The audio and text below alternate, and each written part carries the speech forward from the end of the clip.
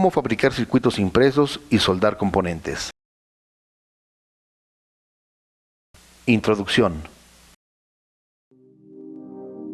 Hola, bienvenido a este video, en el que aprenderás técnicas sencillas para elaborar tus propios circuitos impresos y técnicas básicas para soldar componentes.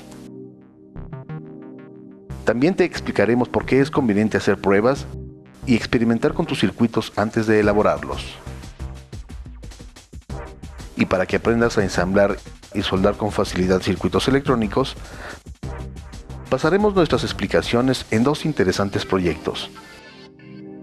Un micrófono de transmisión en FM llamado micrófono espía y un amplificador de audio estéreo llamado Proyecto Azul.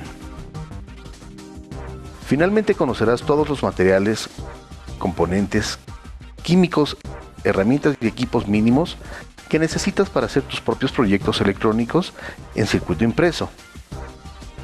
Interesante, ¿no? Comenzamos. Conceptos básicos. Si te interesa elaborar circuitos impresos, es porque seguramente ya has hecho experimentos en electrónica, aunque sea con circuitos muy simples. Esto es suficiente por ahora, para que tengas en cuenta que antes de elaborar el circuito impreso, es necesario estar seguro de que, con base en su diagrama hecho en papel, funcionará tal y como se espera. Experimentación electrónica.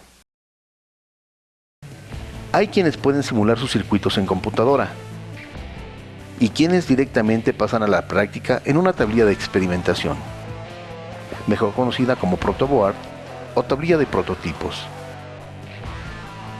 Aquí podemos hacer todo tipo de cambios, hasta conseguir que nuestro circuito funcione correctamente. Solo hasta entonces podremos iniciar el diseño de los circuitos impresos. Y aunque las pruebas preliminares podrían resultar tediosas, debemos realizarlas para estar completamente seguros de que el circuito funcionará de forma adecuada. Prototipos electrónicos. Tal como dijimos, el primer paso consiste en conseguir el diagrama del circuito electrónico. Si es un diseño nuevo del que se han hecho cálculos y demás proyecciones, tendremos un diagrama preliminar que nos servirá para realizar experimentos. Enseguida describiremos algunos métodos para llevarlos a cabo. Protoboard. Es una tablilla de experimentos en la que se insertan los componentes y dentro de ellas se interconectan. Aquí vemos la forma en que se interconectan los puntos de inserción en la protoboard. Esto permite interconectar componentes de manera simple. Y cuando se requiere hacer más conexiones, se recurre a extensiones de alambre que, literalmente, sirven de puentes y permiten lograr el circuito deseado. Si no tienes mucha experiencia o quieres practicar más el trabajo con protoboard, te recomendamos que uses el kit Mr. Electrónico. Contiene experimentos que se hacen en protoboard y toda la información que necesitas para practicar, desde la descripción funcional hasta un diagrama electrónico y un diagrama pictórico que te indica cómo armar el circuito en la protoboard. Esto facilita el armado del mismo. Tablilla perforada. Al igual que la protoboard, esta tablilla tiene orificios donde se insertan los componentes. Y a diferencia de lo que se hace en el caso de la tablilla de prototipos, para hacer el circuito eléctrico en la tablilla perforada, se requiere soldar cada punto de unión. Es importante aplicar concentración y pericia, para que los componentes queden ordenados y las conexiones finales no parezcan enjambres. De lo contrario, será difícil revisar posteriormente el circuito. La ventaja de las tablillas perforadas es que permiten realizar uniones fijas, sin riesgo de que se deshaga alguna unión. En el mercado actual se ofrecen diferentes tipos de tarjetas perforadas. Seguramente encontrarás alguna que te facilite la creación de tu prototipo.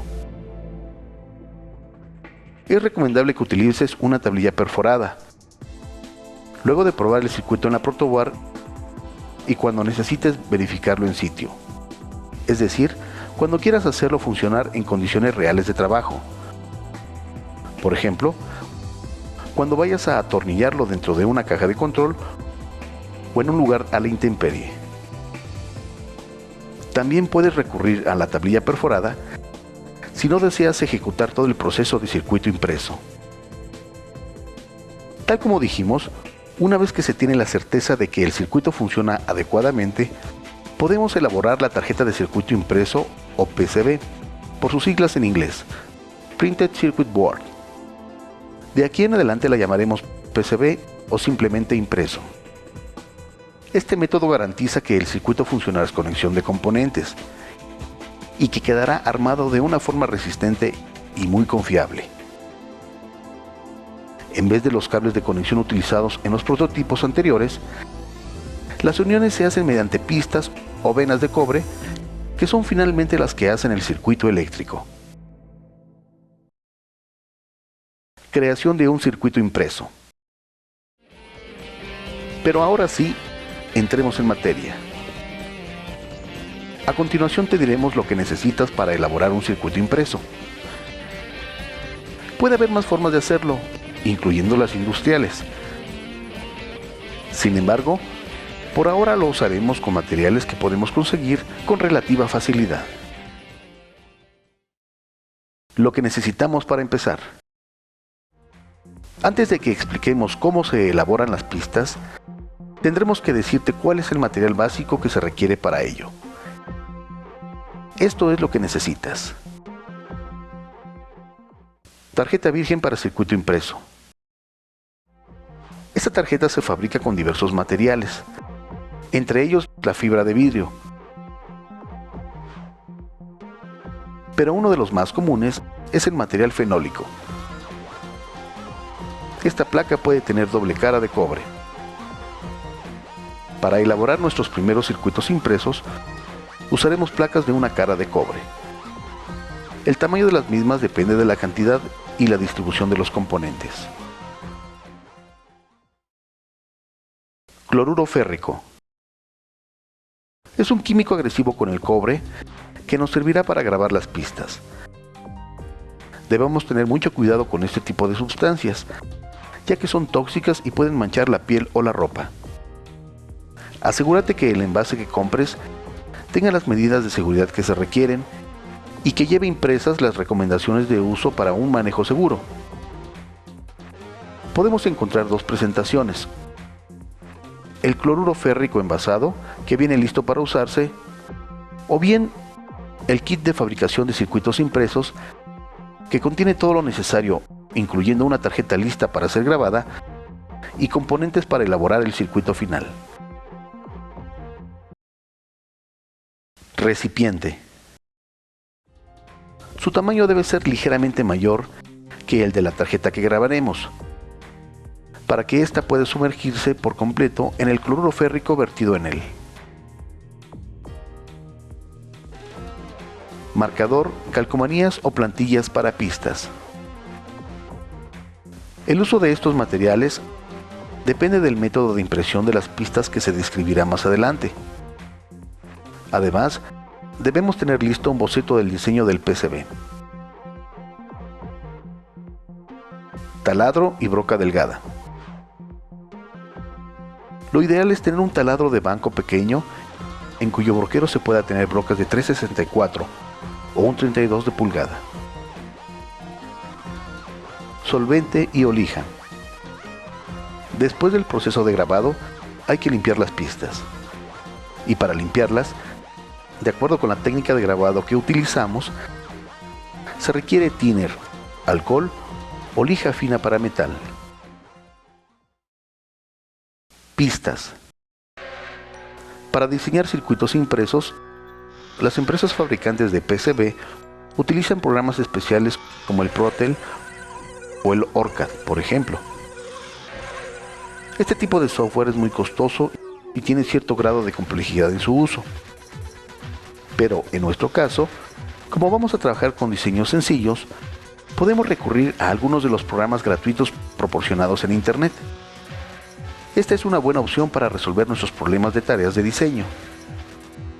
Además, son programas que vienen con tutoriales, ejemplos u otro tipo de ayudas para que diseñemos nuestras propias pistas. Quienes carecen de computadora o no desean utilizarla, pueden diseñar a mano sus pistas. Enseguida explicaremos este proceso.